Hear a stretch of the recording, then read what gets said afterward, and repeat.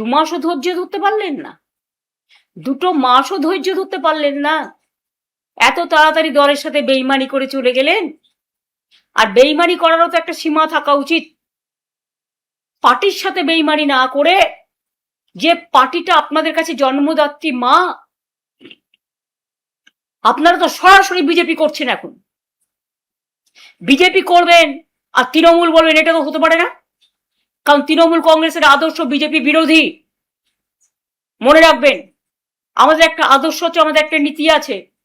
আপনারা যারা বেইমানরা, গদ্দাররা, বিজেপির কাঁধে কাঁধ মিলিয়ে তাদের কথা মতো চলছেন, বিজেপি স্পন্সর যারা, তারা আমি বলবো, যদি সাহস থাকে, বুকের পাটা থাকে, যান গিয়ে বিজেপিতে গিয়ে জয়েন করুন, আমাদের কোনো আপত্তি নেই। তবুও বুঝবো আপনারা বিজেপিতে চলে গেছেন।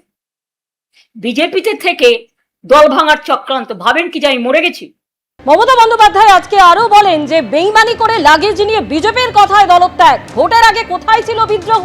তৃণমূলের বেইমানদের সঙ্গে নিয়ে পার্টি অফিস দখল।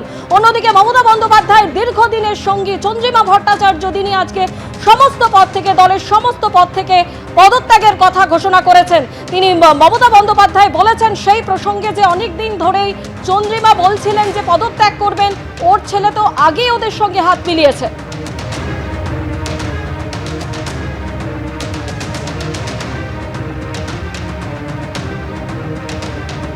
অন্যদিকে চন্দ্রিমা ভট্টাচার্য, যিনি আজকে বিধানসভায় যান এবং ঋতব্রত শিবিরের সঙ্গে দীর্ঘক্ষণ কথা বলেন, ঋতব্রত শিবিরের সঙ্গে তিনি কথা বলেন চন্দ্রিমা ভট্টাচার্য, তিনি ঠিক কি বলেছেন শোনাবো আপনাদের।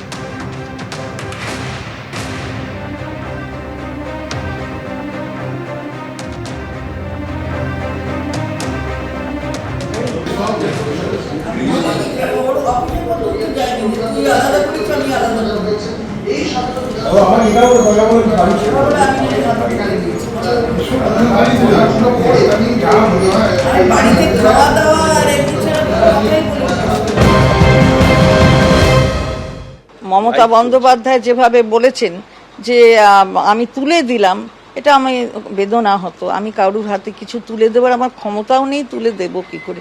যাই হোক, আমার আনুগত্য যখন প্রশ্ন চিহ্নের মুখে, তখন আমার মনে হয় যে আমারই ব্যর্থতা সেটা। আমি কারোর বিরুদ্ধে কোনো অভিযোগ আমার নেই। চিঠি কি পাঠিয়ে দিয়েছেন? হ্যাঁ, পাঠিয়ে দিয়েছি। হ্যাঁ, দিদি কোনো ফোন এসছে? না, এখনো অব্দি কিছু আসে। এখান থেকে আমি আমার সময় মতো বেরিয়ে, আমার ঘরেতে কেউ আসেনি তো, কোনো বিধায়ক আমার সাথে কথা বলতে আসেননি। আমি যতদিন প্রতিদিন যে সময়ে থাকি, কালকেও সেই সময়ে ছিলাম, ততটা সময়ই ছিলাম। প্রশ্নটা হয়েছে যে আমাকে মাননীয় নেত্রী বললেন যে আমি ওদের হাতে ভবনটা তুলে দিয়েছি। তা আমি কি করে ভবনটা তুললাম? মানে আমার দুঃখ লেগেছে। আমি কোনো কথা নিয়ে কারুর বিরুদ্ধে আমার কোনো অভিযোগ নেই। আমি কাউকে কোনো দায়ী এসব করার ব্যাপার নেই। আমি নিজে, আপনি মনে করছেন আপনার অভিমানে? না, আমি নিজেকেই দায়ী মনে করছি, ইন দ্য সেন্স যে আমি ব্যর্থ। আপনি ব্যর্থ হয়েছেন বিশ্বাস রাখতে? হ্যাঁ, অবশ্যই। ভবন তুলে দিলে আপনার বিশ্বাস যে, অবশ্যই বিশ্বাস, আনুগত্য যখন প্রশ্নচিহ্নের মুখে থাকে, তখন তার বাইরে কিছু, মানে তারপরে আর কিছু করা যায় না আর কি। বিশ্বাসই তো মূল শিকড়। সুতরাং সেই শিকড় যখন নড়ে চড়ে যায়, তখন তারপরে আর কিছু করা যায় না। মমতা বন্দ্যোপাধ্যায়কে চিঠি লিখে আজ সমস্ত পদ থেকে ইস্তফা দিয়েছেন চন্দ্রিমা ভট্টাচার্য। মমতা বন্দ্যোপাধ্যায়ের হাত ছাড়লেন চন্দ্রিমা ভট্টাচার্য।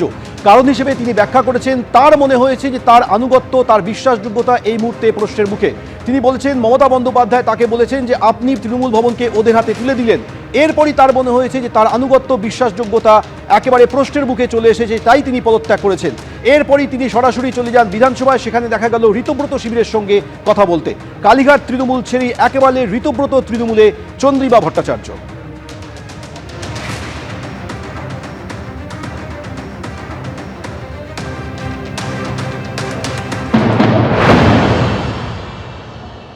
ওনার এই সিদ্ধান্তকে স্বাগত জানাই। যেই দমবন্ধ পরিবেশ কালীঘাটে চলছে, সেখানে বেশি দিন কেউ থাকতে পারবে না। চন্দ্রিমাদির মুখেই শুনলাম যে তার আনুগত্য নিয়ে নাকি প্রশ্ন তুলেছেন মমতা বন্দ্যোপাধ্যায়। আজকে যারা তার সাথে দীর্ঘদিন থেকেছে, উনি যেই ধারায় দলটাকে চালাবার চেষ্টা করেছেন যে তিনি যেটা বলবেন সেটাই প্রথম, সেটাই শেষ। আজকে কেউ যদি কোনো সুযোগ না পায় কোথাও কোনো প্রশ্ন করার, গণতান্ত্রিকভাবে দলটাকে এগিয়ে নিয়ে যাওয়া, সেখানে তো দমবন্ধ পরিবেশ তৈরি হবেই। এবং তিনি সেই দমবন্ধ পরিবেশের মধ্যে মমতাদির সাথে থেকে গেছিলেন বেশ কিছুদিন, কিন্তু তার আনুগত্য নিয়ে আজকে প্রশ্ন। সেটা হয়তো কোথাও গিয়ে তার বিবেকে লেগেছে, তিনি মনে করেছেন যে আমাদের এখানে অনেক বেশি গণতান্ত্রিক পদ্ধতিতে আমরা দলটাকে চালাতে চাইছি, এগিয়ে নিয়ে যেতে চাইছি, সেই কারণেই তার এই সিদ্ধান্ত আমার মনে হয়। কিন্তু যে সিদ্ধান্ত নিয়েছেন তাকে স্বাগত জানাই। তিনি সিনিয়র লিডার, তিনি আমাদের সাথে আজকে এখানে এসেছেন এবং তার যে অভিজ্ঞতা, সেই অভিজ্ঞতা আমাদের আগামী দিন পথ চলার জন্য কাজে আসবে। দলের সমস্ত পদ থেকে ইস্তফা দিয়েছেন আজ চন্দ্রিমা ভট্টাচার্য এবং সেই মর্মে চিঠিও লিখেছেন মমতা বন্দ্যোপাধ্যায়কে। অর্থাৎ ওই পদত্যাগ পত্রে মমতা বন্দ্যোপাধ্যায়কে অত্যন্ত তাৎপর্যপূর্ণভাবে তিনি প্রাক্তন মুখ্যমন্ত্রী হিসেবে উল্লেখ করেছেন এবং চন্দ্রিমা ভট্টাচার্য তিনি বলছেন যে আমার আনুগত্য প্রশ্নের মুখে বলে মনে হয়েছে আমি ব্যর্থ। নেত্রী ফোন করে বললেন আমি নাকি ওদের হাতে ভবন তুলে দিয়েছি, কার কি হবে না হবে, কে প্রতীক পাবে সেসব বিচারাধীন। আমি নিজেকেই দায়ী মনে করছি আমি ব্যর্থ।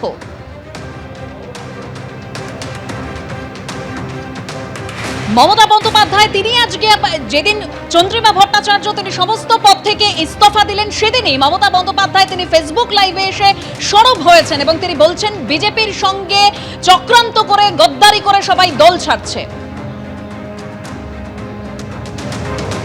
2 মাসও ধৈর্য ধরতে পারলেন না, 2 মাসও ধৈর্য ধরতে পারলেন না, এত তাড়াতাড়ি দলের সাথে বেইমানি করে চলে গেলেন। আর বেইমানি করারও তো একটা সীমা থাকা উচিত। পার্টির সাথে বেইমানি না করে, যে পার্টিটা আপনাদের কাছে জন্মদাত্রী মা, আপনারা তো সরাসরি বিজেপি করছেন। এখন বিজেপি করবেন আর তৃণমূল বলবেন, এটা তো হতে পারে না। কারণ তৃণমূল কংগ্রেসের আদর্শ বিজেপি বিরোধী। মনে রাখবেন, আমাদের একটা আদর্শ আছে, আমাদের একটা নীতি আছে। আপনারা যারা বেইমানরা, গদ্দাররা, বিজেপির কাঁধে কাঁধ মিলিয়ে তাদের কথা মতো চলছেন, বিজেপি স্পন্সর যারা, তারা আমি বলবো যদি সাহস থাকে, বুকের পাটা থাকে, যান গিয়ে বিজেপিতে গিয়ে জয়েন করুন, আমাদের কোনো আপত্তি নেই। তবুও বুঝবো আপনারা বিজেপিতে চলে গেছেন।